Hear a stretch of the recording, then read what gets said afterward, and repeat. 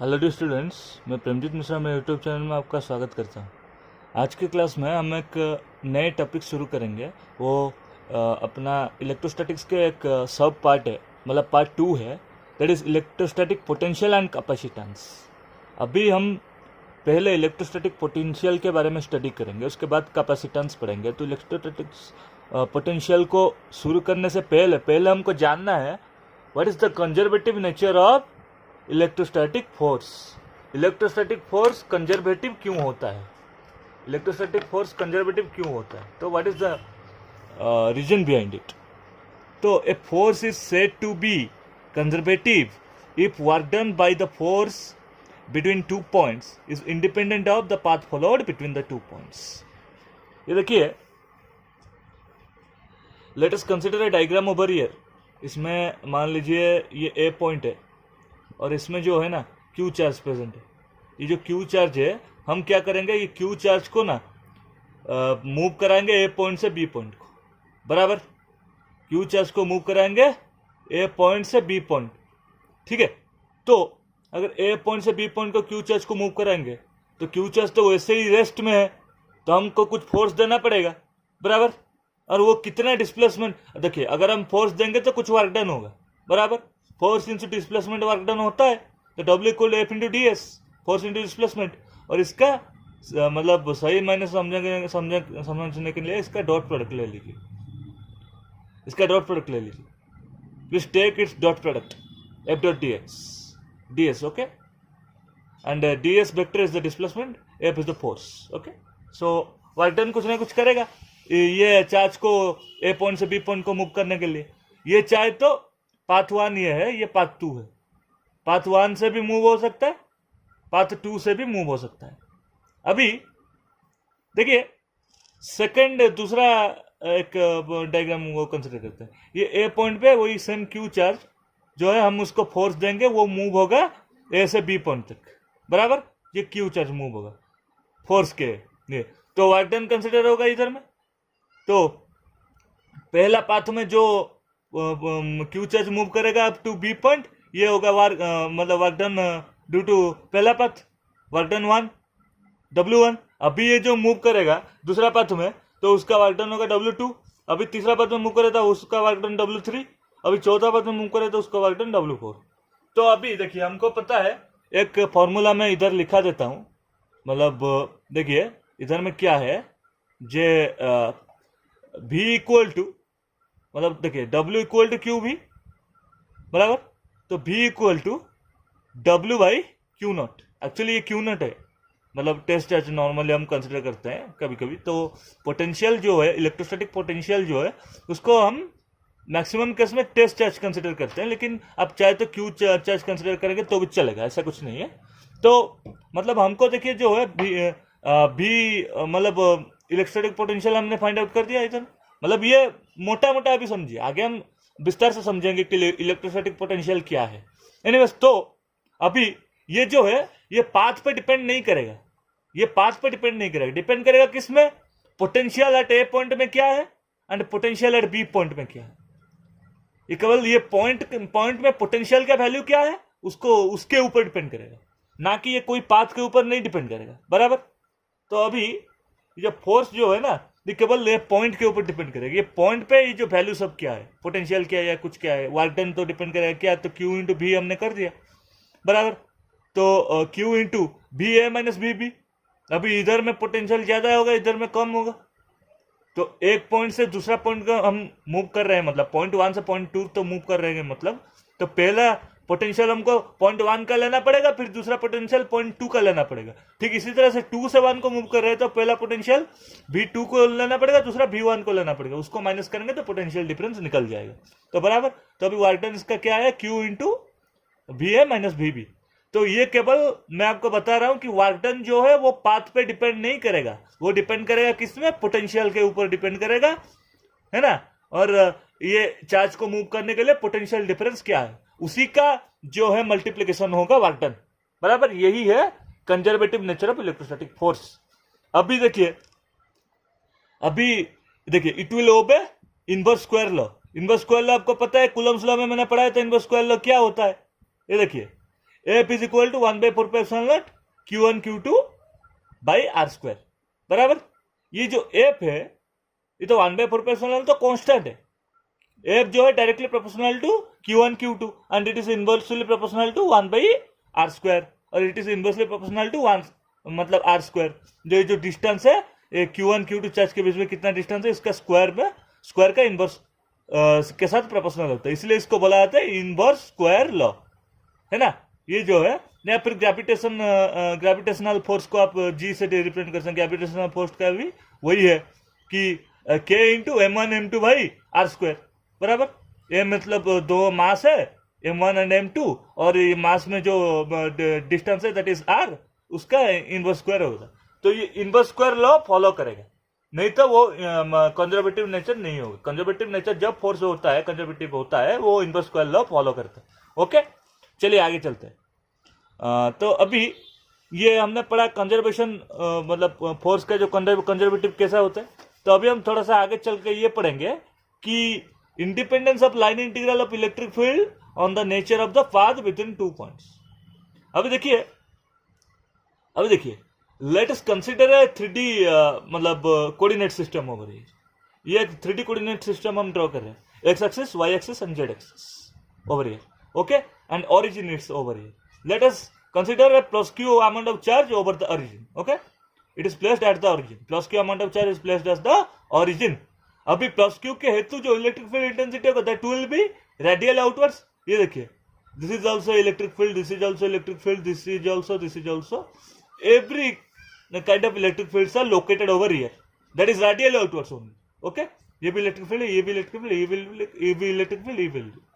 Let us consider a point over here, A point. Let us consider a point over here, B point. Okay? And A point is located at the position vector R1 vector or RA vector. Okay? Magnitudically you can write RA normally. And B point is located at position vector RB. Okay? Abhi, let us consider a small point over here, P point. And let us consider a small point over here, Q point. Okay? तो अभी late us consider ये जो O से जो P point का distance है ना, मतलब ये पोजीशन वेक्टर इसका है, लेट अस से R वेक्टर, और इसका डिस्टेंस फाइंड आउट करने के लिए R क्या, बराबर।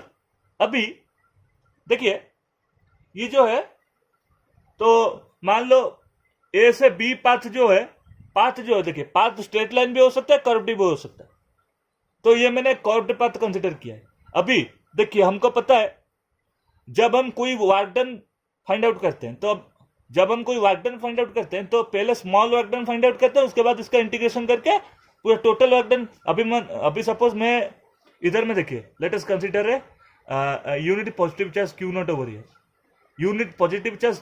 Here, late us consider. अभी देखिए ये यूनिट पॉजिटिव चार्ज क्यों कंसीडर नहीं हो रहा है, क्योंकि ना इसका मैग्नीट्यूड 1 है, तो इसलिए ये दिखाई नहीं देता, पर ये है इधर में। तो late us consider unit positive Q not over here. अगर Q नॉट को हम A से B तक लेके आएंगे तो कुछ फोर्स तो लगेगा, दूसरा फोर्स के साथ A से B तो होगा, मतलब कुछ डिस्प्लेसमेंट वेक्टर भी होगा, बराबर। डिस्प्लेसमेंट वेक्टर क्वांटिटी होता है आपको पता है, तो कुछ डिस्प्लेसमेंट भी होगा। तो फोर्स इंटू डिस्प्लेसमेंट होता है वर्क डन, तो वर्क डन कुछ ना कुछ तो लगेगा।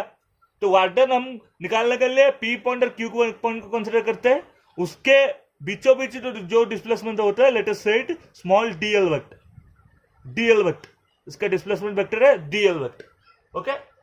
छोटा सा लेंथ के ऊपर हो रहा है इसलिए डिस्प्लेसमेंट वेक्टर, और ये छोटा सा लेंथ है dl, तो इसलिए हो रहा है क्या, dl वेक्टर, बराबर। और लाइन इंटीग्रल मतलब लेंथ के ऊपर काम करता है, only it is consider over the length, okay. तो A से B तक हम लेके आ रहे हैं, मतलब तो हमको कुछ वर्क डन करना पड़ेगा, बराबर। अभी चलिए आगे देखते हैं कैसा क्या होता है। इतना ये डायग्राम समझ गए, आगे चलता है। तो वही है कि let us consider a point charge plus Q located at the origin O, the electric field due to a point charge Q plus Q will be directed radial outwards from the point charge Q plus Q, okay. Then the work done by the electric field between P and Q to move a unit positive charge from P to Q will be dW equal to E into dl. Actually it is not E into dl, actually it is dW equal to F vector into dl vector. Look what I am considering over here. F vector into DL vector, बराबर।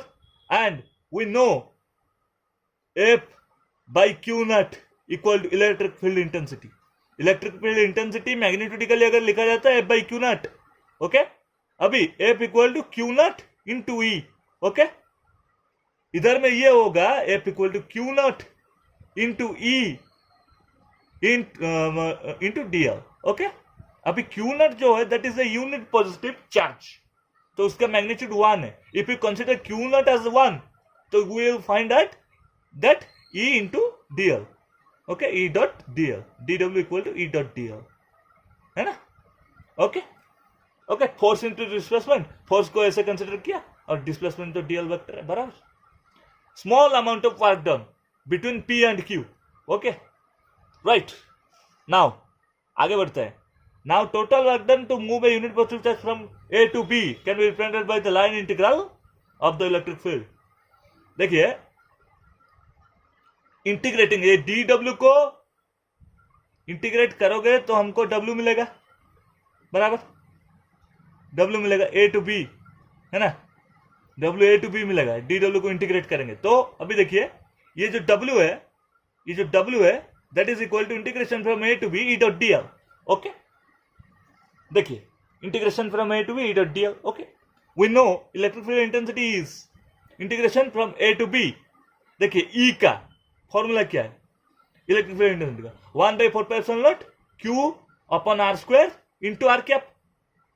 Are cap जो है बस unit vector है ना, ये scalar है और unit vector इसका मैग्नीट्यूड सॉरी इसका डायरेक्शन दर्शाने के लिए होता है, तो ये वेक्टर हो गया, तो R dot DL, okay, R dot DL vector, R cap dot DL vector, okay.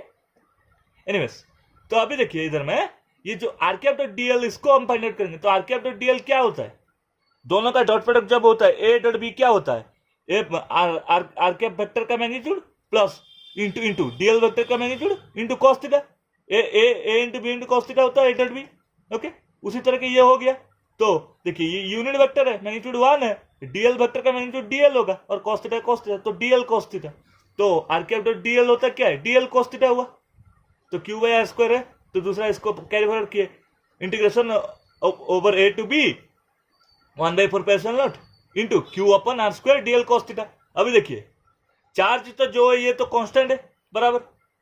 Charge कोई वेरिएबल है क्या, चार्ज तो मतलब फिक्स्ड है, रेस्ट है, ये कांस्टेंट है ना, तो 1/4π0 तो कांस्टेंट है, तो उसको आउटसाइड ले लीजिए, इसको आउटसाइड ले लीजिए, वही देखिए integration from A to B dot DL, वही कैरी फॉरवर्ड होकर आ रहा है, इसको आउटसाइड ले लिया, Q upon 4π0 integration for A to B DL cos theta by R square, DL cos theta by R square. ये देखिए जो DL cos theta by R square, ये डीएल कॉस थीटा का वैल्यू, अभी देखिए ये आर स्क्वायर के respect में कोई अगर कुछ आएगा, देखिए ये आर स्क्वायर जो है वेरिएबल है, अगर इसके ऊपर कुछ डी आर जैसा आ जाए तो हमको इंटीग्रेशन करने में इजी आएगा, ये लेकिन डीएल कॉस थीटा हो रहा है, ये तो थोड़ा सा प्रॉब्लम हो रहा है। चलिए इसको थोड़ा सा कंसिडर करते हैं। देखिए इधर में जो है ये आर है, इसको थोड़ा सा बढ़ा दीजिए, लेट अस से ये पॉइंट इज एन, ये आर को थोड़ा सा बढ़ा दीजिए, पी पॉइंट के ऊपर का पी पॉइंट को लेकर थोड़ा सा बढ़ा दीजिए, it is an, let us से एन पॉइंट तक हो, और ये जो आर है ये बड़ा डिस्टेंस है, ये जो छोटा डिस्टेंस इसको डी आर कंसिडर कीजिए, let us consider as D R, okay, छोटा सा डिस्टेंस। अभी ये जो क्यू पॉइंट और एन पॉइंट के बीच में परपेंडिकुलर ड्रॉ कीजिए, ओके, let us draw a perpendicular from N to Q, okay, N to Q तक एक परपेंडिकुलर ड्रॉ कीजिए, और ये जो एंगल है पी पॉइंट पे जो एंगल मतलब ये हो रहा है, ये एंगल को थीटा कंसिडर कीजिए, ओके।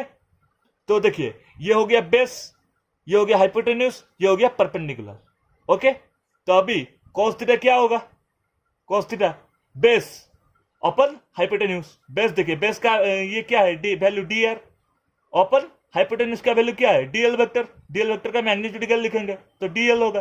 तो देखिए इधर से क्या निकला, D R equal to DL cos theta, तो DL cos theta D R आ गया, हमको इजी हो गया। तो ये देखिए डीएल कॉस थीटा के बदले में हम डी आर लिखेंगे, देखिए मैंने वही किया, cos theta equal to D R upon DL, मैं थोड़ा सा फोल्ड करके दिखा देता हूँ, थोड़ा सा नहीं विजुअल नहीं होगा, cos theta equal to D R upon DL. अभी हमने क्या किया, डी आर तो डी आर होगा इसमें क्या DL cos theta, putting the value of DL cos theta as D R, ये पुट करेंगे तो क्या होगा now integration over A to B E dot D L equal to क्या है, Q upon four parallel naught integration over A to B D R by R square, ये क्या होगा R to the power minus two into D R, ये हो जाएगा ना, A to B R to the power minus two into D R, वही क्या, देखिए R to the power minus two into D R. जब हमको X to the power N D X का इंटीग्रेशन होता है तो क्या होता है, X to the power N plus one by N plus one, वही क्या माइनस टू प्लस वन, ये माइनस हो गया माइनस वन बाई आर, ये देखिए R to the power minus one नीचे चला जाएगा, वन बाई आर हो जाएगा, तो ये माइनस तो नीचे, तो माइनस वन बाई आर है, तो minus one by R limit from A to B, limit from A to B, okay, limit from A to B आ रहा है, Q upon four parallel naught बाहर है, कांस्टेंट है, अभी ये माइनस बाहर चला जाएगा, तो पहले अपर लिमिट इंटीग्रेशन देखिए, जब लिमिट हमको इंटीग्रेशन में पुट करना होता है पहले upper limit one by R B minus lower limit one by R A, okay, Q upon four parallel naught constant है, माइनस बाहर चला जा रहा है, अभी माइनस अंदर चला जाएगा तो क्या है, ये माइनस माइनस प्लस हो जाएगा, आर ए पहला चला आएगा, दूसरा ये माइनस आर बी हो जाएगा, ओके, तो one by R A minus one by R B यही है, तो Q upon four parallel naught constant होकर कैरी फॉरवर्ड होकर आ रहा है, तो finally we get that integration from A to B E dot D L that is the work done equal to Q upon four parallel naught, okay, one by R A minus one by R B, ये R B क्या है, that is the distance of A point and the distance of B point, ये position vector का magnitude है, तो thus a line integral of electric field is independent of path followed, ये कोई path में जैसे जा रहा है इसमें कोई फर्क पड़ रहा है क्या, नहीं पड़ रहा है, so electric field is conservative in nature, okay, conservative मतलब क्या है, दोनों पॉइंट के ऊपर निर्भर कर रहा है, इसका पोटेंशियल क्या है, ये पॉइंट का वो वैल्यू क्या है, वर्क डन जो है वो ए पॉइंट से बी पॉइंट के ऊपर डिपेंड कर रहा है, ए से बी आ रहा है या बी से ए आए,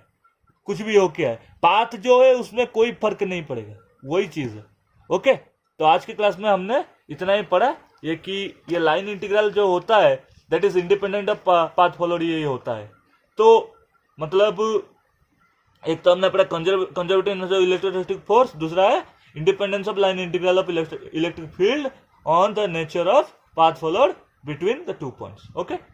तो यही दो आज के क्लास में के लिए इतना। अगर मेरा आज का क्लास आपको अच्छा लगा तो प्लीज़ मेरे वीडियो को लाइक करें, अपने दोस्तों के साथ शेयर करें और मेरे चैनल को सब्सक्राइब करें। तो चलिए मिलते हैं नेक्स्ट वीडियो में, तब तक के लिए bye, have a nice day.